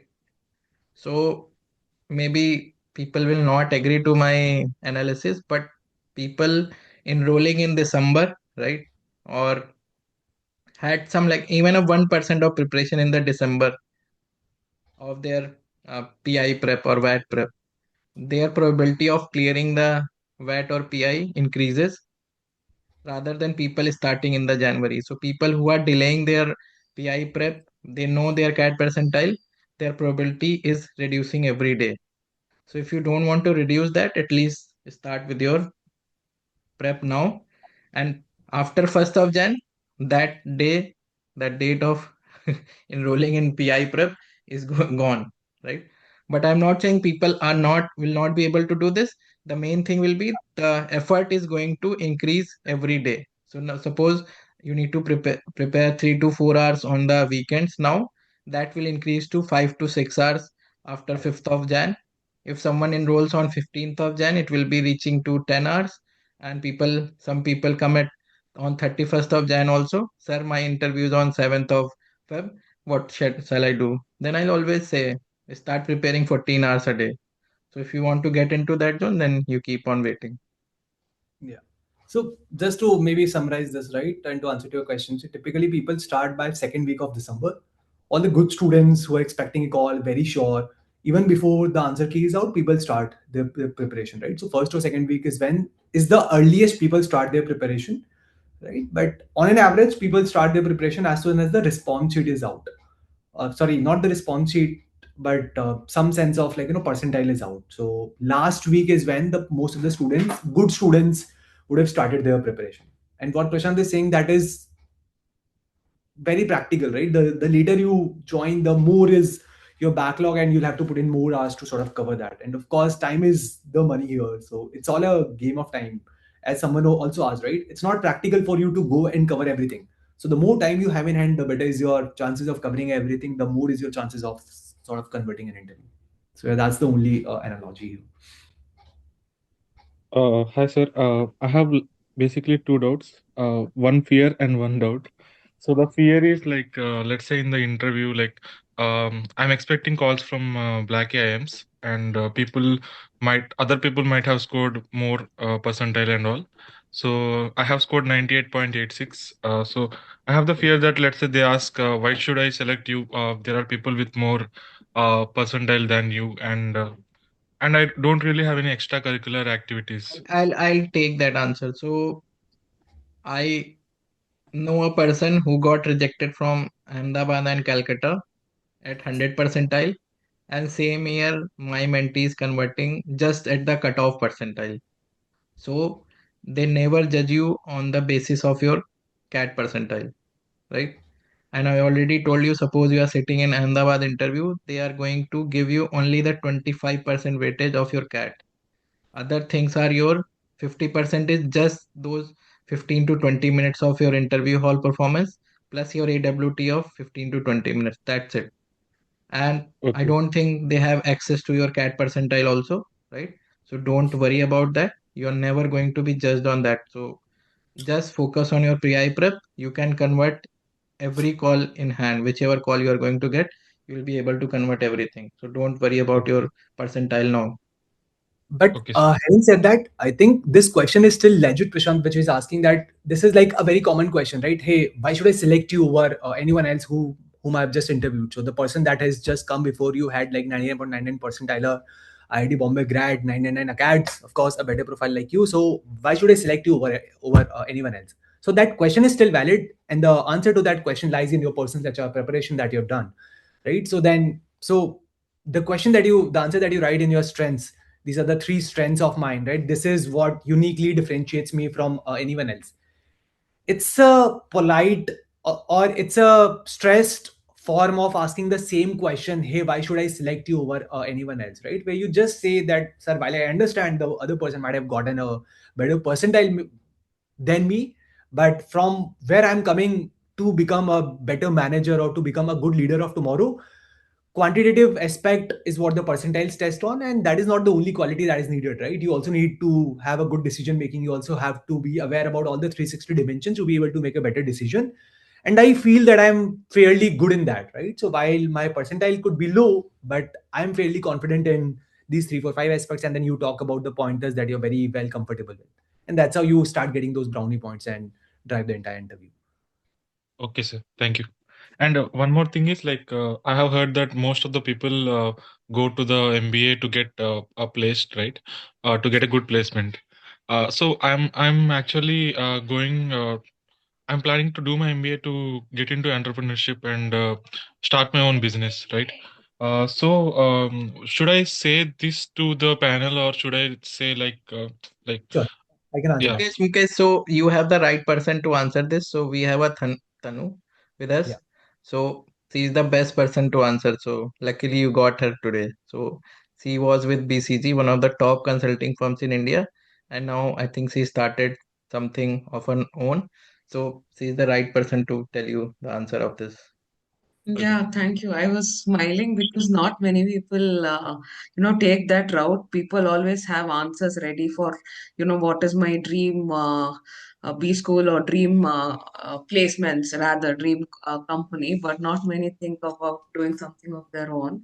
But you can always go ahead and tell them that entrepreneurship is something that's always fascinated you, and that is what you are looking forward to going, rather than sitting for a placement. But you have to have very strong reasoning as to why you are choosing a path that is not so conventional, especially right out of B school. Second, they'll definitely grill you on, there are many successful entrepreneurs who don't have an MBA, who haven't studied from an IIM. So why do you want to study here? What is it that you expect that, IIMs will be a value addition to you, and what are you like, have you interacted with someone who, I mean, you have to make sure that you have answers to all these questions, and these answers should not be just based off your based out of your imagination or a secondary research. You have to talk to people to understand what exactly goes on in a B school, what kind of case studies or what kind of case competitions or what kind of networking or peer consciousness that you can tap into, and how is it that it actually applies or helps in entrepreneurship journey. You have to get real life instances and real life uh, you know answers to substantiate those questions. They are going to grill you for sure, but if you have very solid answers to it, it's very easy to stand out from the rest of the candidate pool. So it's a fine line by which you need to play. Okay. Thank you so much. No problem. Cool. I only wanted to keep it for like an hour, but I think the audience was super engaging and we extended it to 2 hours. So, yeah, I think thank you so much, everyone. I hope the session added some clarity to your confusion and overwhelmingness of GDPI. And happy to take any more questions here, or maybe you can reach out to me on my number or to Prashant on our phone numbers. Right. With that, Prashant, I think given these folks have been with us for like 2 hours, let's just release the code so that they have at least something valuable to sort of take out. And then if they have any further question, they can always reach out to us. So the code is GDPI 1500 is the code that you can try applying on the course, and you will be able to get some discount. That is only exclusive till tomorrow. Right? All caps GDPI 1500. Yeah. Prashant, you can just type in.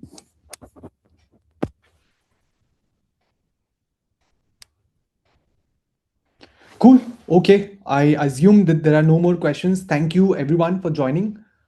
Been a wonderful discussion, and all the very best for your GDPI preparation. I'll see you on the other side. Thank you.